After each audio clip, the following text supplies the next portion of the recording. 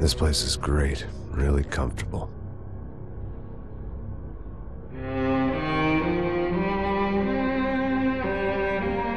I'm just gonna get settled in. Time to move on. Get on with my life. Yes, absolutely.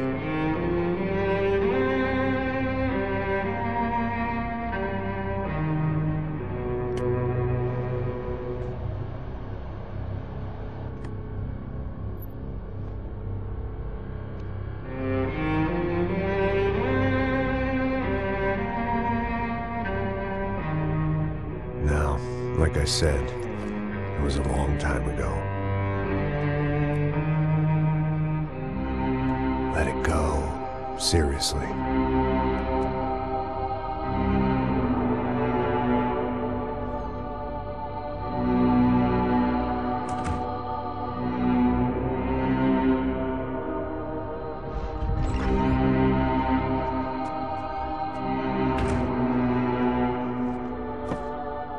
Definitely more my style than Panama, or Hoboken, I guess.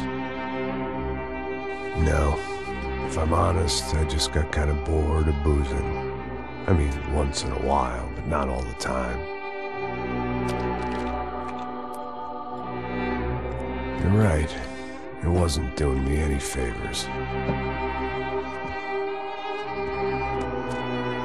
Maybe I'd lost my self-respect, but it's back. I'm excited, really. I really needed a new start.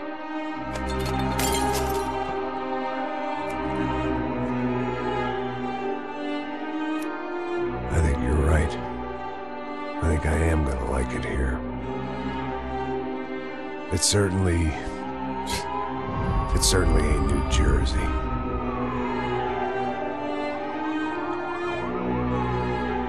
It's my new life. Just like you said.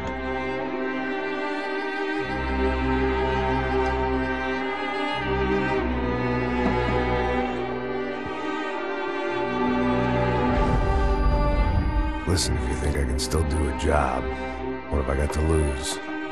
Apart from the weight. Very funny. Ha ha. Yes, that is a fake laugh, you jerk.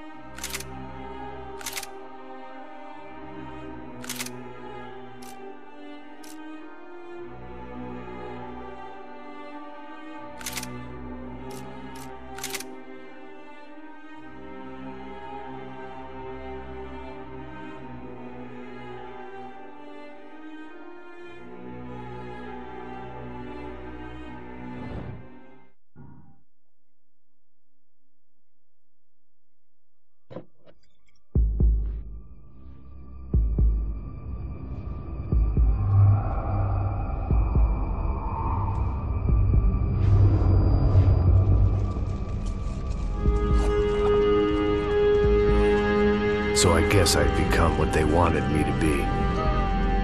A killer. Some rent-a-clown with a gun who puts holes in other bad guys. Well, that's what they had paid for, so in the end, that's what they got.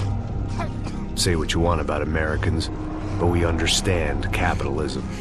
You buy yourself a product and you get what you pay for. And these chumps had paid for some angry gringo without the sensibilities to know right from wrong. Here I was, about to execute this poor bastard like some dime store angel of death. And I realized they were correct.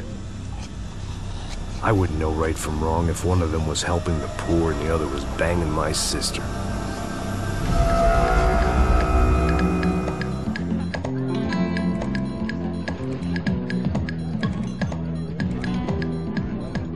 I'd arrived in Sao Paulo a few weeks before. I was working a protection detail for the kind of people who need protection in a town like this. And what kind of town was this? One where I didn't speak the language and they didn't water down their drinks. So for now, we seemed to get along just fine. Of course, that was about to change. Hey, brother. Hey. How's the cocktail? It's scotch. I never mix my drinks. Well, at least not on duty. Something like that.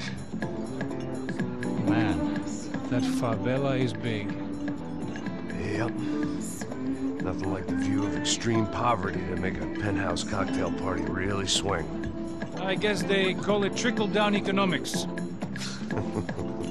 That's funny. It's supposed to be a charity thing. Drink and give money. I don't know, something for the kids. Hey, listen, man. We better look lively. This place is a nightmare. They just got cowboys running security downstairs. Something rotten in the air. That didn't mean much. There was always something rotten in the air. The family we were protecting were local celebrities, rich parasites with delusions of humanity. The kind of people who end up in glossy magazines or body bags, depending on how their luck runs. So where are they all? I see Rodrigo over there talking to that guy. Yeah, I don't know him. That guy next to him. He's some kind of cop. I think, I'm not sure. Serious, though. Big-end cop, anti-gang sort of thing. I can't remember his name. So who's this guy? That guy's a plastic surgeon or some kind of surgeon. Tummy tucks and cock implants. Look at Marcel. Still dances like a fool. Guess that's what a European education and a coke habit will do for Ricky Martin look-alike.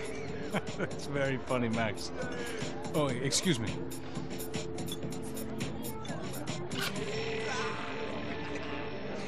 I was mostly working for Rodrigo Branco, a local businessman. Built things, did some charity, had things named after him, won awards, owned things, people. One of the trophies he had won was his wife, Fabiana. She was hot and wanted to be dangerous. Some good genes trying to fight their way out of a cesspit. She'd married well and was now at leisure to regret her good fortune. They got along as well as any rich workaholic and his younger airhead wife tend to get along. They mostly ignored each other. She spent a lot of time with his cokehead younger brother, Marcello. He was a good-time guy if your idea of a good time was an expensive suit, a bottle of champagne, and nothing between the ears. The middle brother, Victor, had just walked in. He was a local politician. Guy was smoother than an oil slick on an iceberg and about as toxic. The rest of the crowd, I didn't know, but I could imagine the types. People who know if they drink enough, they won't have to feel guilty about their good fortune. Suddenly, things turned real ugly. Felt like our hangovers arrived right on cue.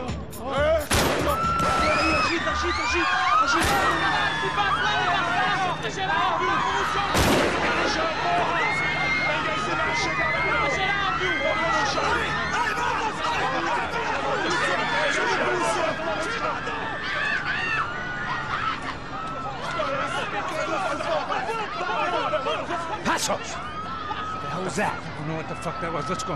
Things had gone from fine to fucked up in about a second, and now there were two idiots at the wheel. Clear. Got this floor? Sure. All right, look after yourself, bro. Stay safe. It wasn't my own safety I was concerned about, trophy wife or not. I'd said I would protect the girl.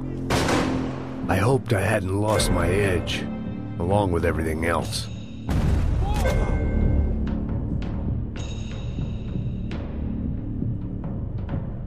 It was time to choose.